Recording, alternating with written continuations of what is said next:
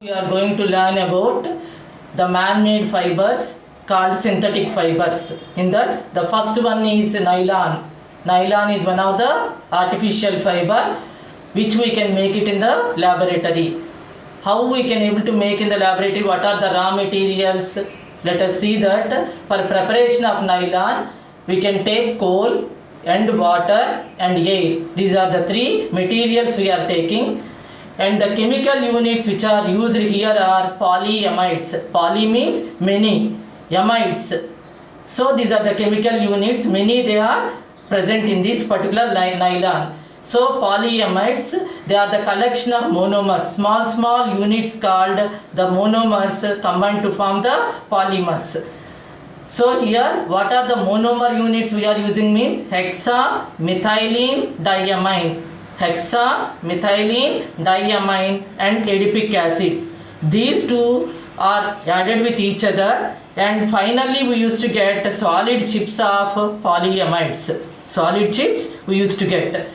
So they are melted. Melted means by producing high temperature we are just making it to come to the liquid state.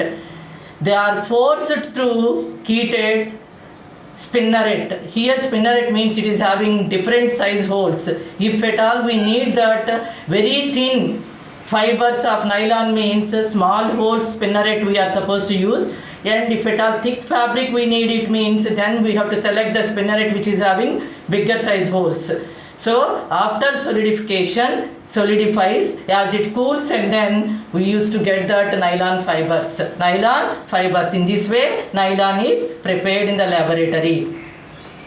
And what is the advantage of nylon means it is more elastic in nature, and it is having more strength, and it has lightweight. These are the advantages of nylon. In our day-to-day life we are using in every walk of our life that nylon materials. So to know about the strength of the different fibers, either it may be cotton or silk or wool or the nylon, which is having more strength, there is an activity. Let us take one stand, retard stand like this, and here this is what the weighing pan.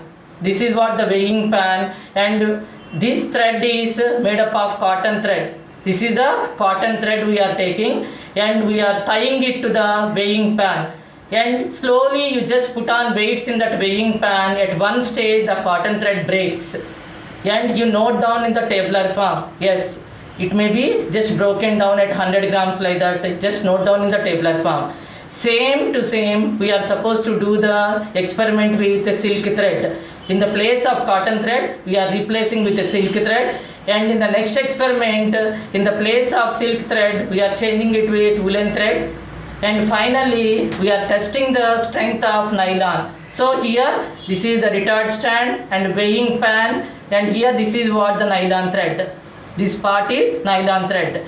If you go on putting some weights, when it is bearable, then it will just bear it later on. At one stage if you go on increasing the weights, nylon thread also breaks. That reading also we are supposed to keep it in the tabular form. If you observe, and you can conclude that nylon thread is having more strength than woolen thread and silk thread and the cotton thread, and it is having the strength like steel wire.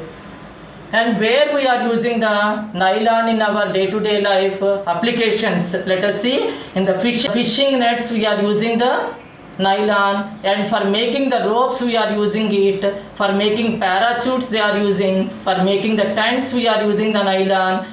Toothbrush bristles also made up of nylon, and umbrella cloth is also made up of nylon, and some of the school bags and other bags. See, waterproof and temperature proof we are making the nylon. Next here mountaineers, they are using it, these ropes, for climbing the cliffs of the mountains, and for making some of the saris also they are using nylon fabric. Now the next synthetic fiber or the man-made fiber in your syllabus is rayon. It is also made in the laboratory, and it is also alternate to silk. Means silk is very expensive, ordinary person cannot purchase the silk materials. That is what alternate to silk.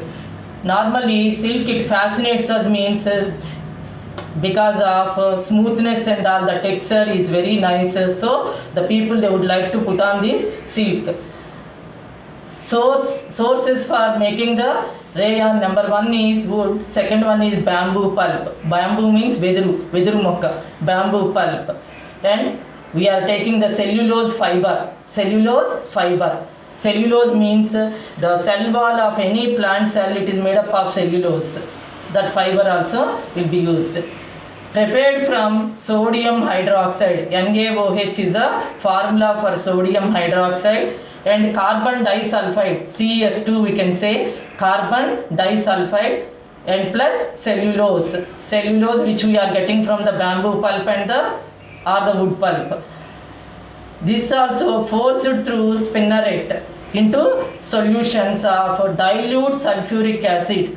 H2SO4 is the formula for sulfuric acid. So finally we used to get that rayon material. Where we are using the rayon fabrics means, let us see, when rayon combined with cotton, we are using it, the combination of rayon and cotton for making the bed sheets we are using.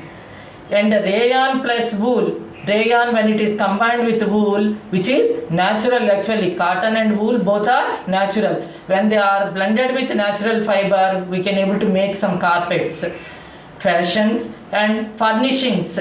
Next, bandages we can use in these ways. And disadvantage is rayon absorbs more water. Rayon fiber, it absorbs more water and it becomes so weak and the yarn breaks easily. That is what only the disadvantage with rayon. Blending is the process when we are taking the synthetic fiber.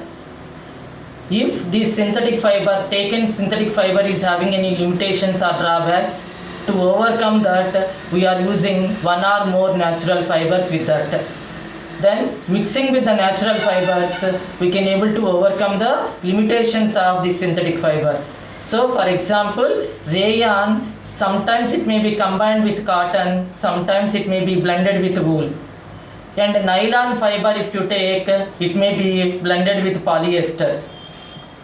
Polyester if you take, it may be blended with cotton or wool. Now let us know about the other variety of the synthetic fiber called acrylic. It is also artificial which can be made in the laboratory.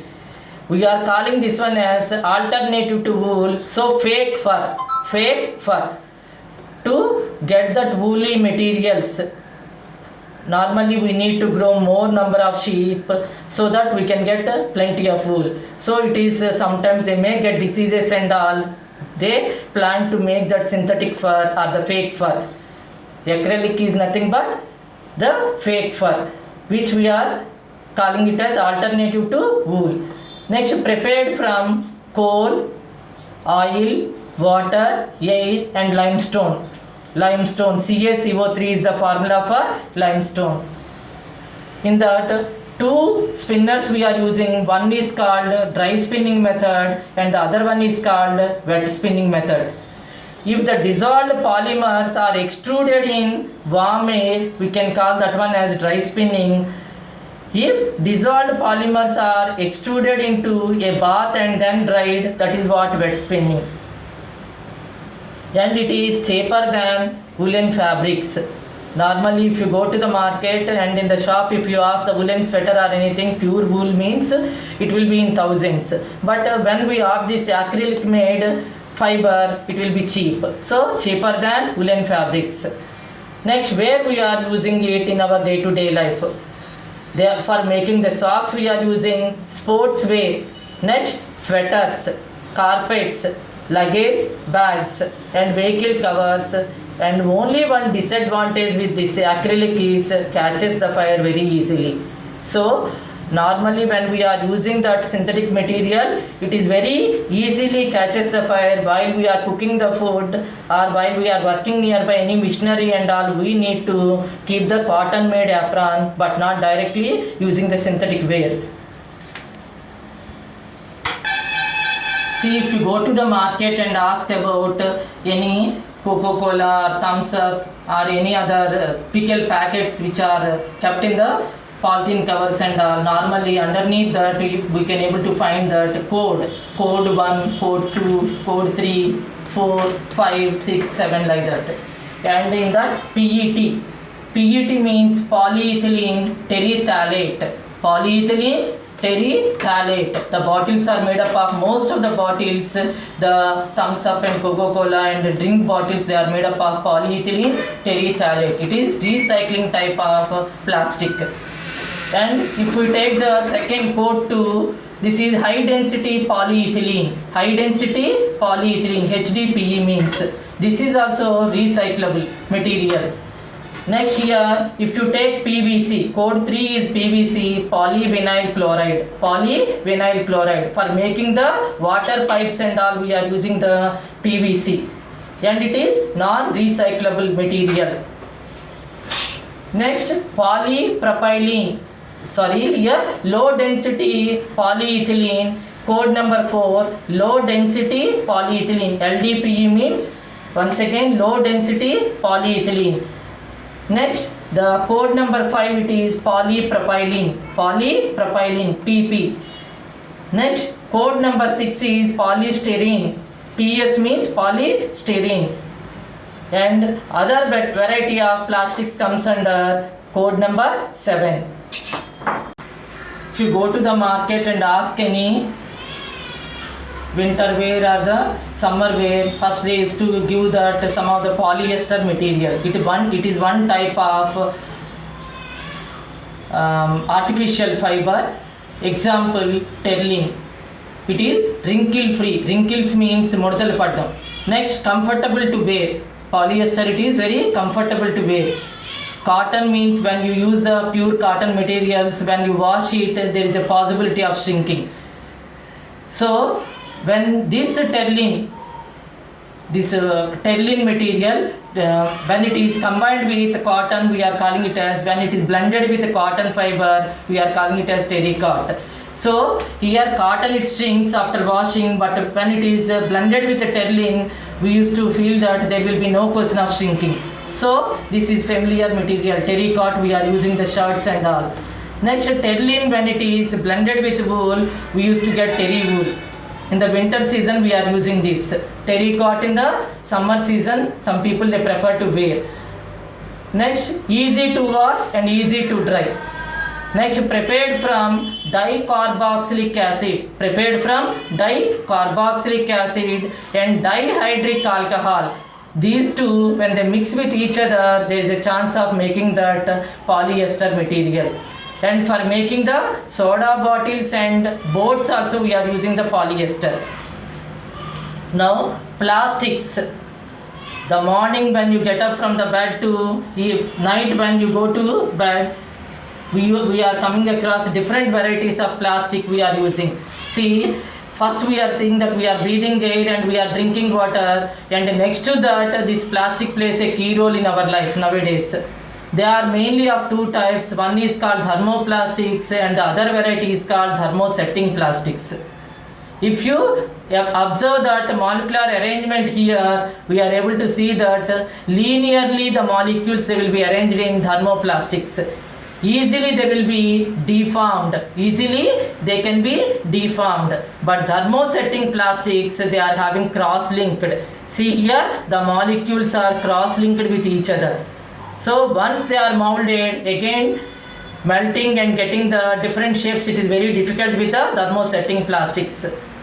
In that thermosetting plastics, two examples are there. One is bakelite and another one is melamine. So bakelite we are using for handles of utensils and electrical appliances and switchboards because it is a poor conductor of heat and electricity. And this melamine where we are using means in the kitchenware and floor and computer and TV making we are using the melamine. Next, materials are differentiated into two different varieties. One is called biodegradable. Peels of fruits and vegetables and paper and cotton, these are all comes under biodegradable. So when they are thrown into the dumping yard, within few days they will be decayed and the small units will be formed, so they will be easily degraded into the soil. But non-biodegradable materials like plastic and all, when they are thrown into the dumping yard, they will take years, 100 or more than 100 years like that. So they cause more and more pollution. When they are thrown into the drainage canals and all, they will block it. And when they are thrown on the soil, they may not allow the rainwater to go seep into the soil, so that there is a scarcity of underground water table. So there is a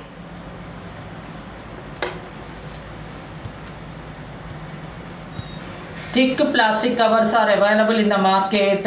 Thick covers, they will be recycled. Very thin carry bags and all, it is very difficult for us to see that they will not degrade that much easily. They will take hundreds of years. Non-biodegradable, but thick cover somehow they can able to recycle easily. So here there is a 3R mantra.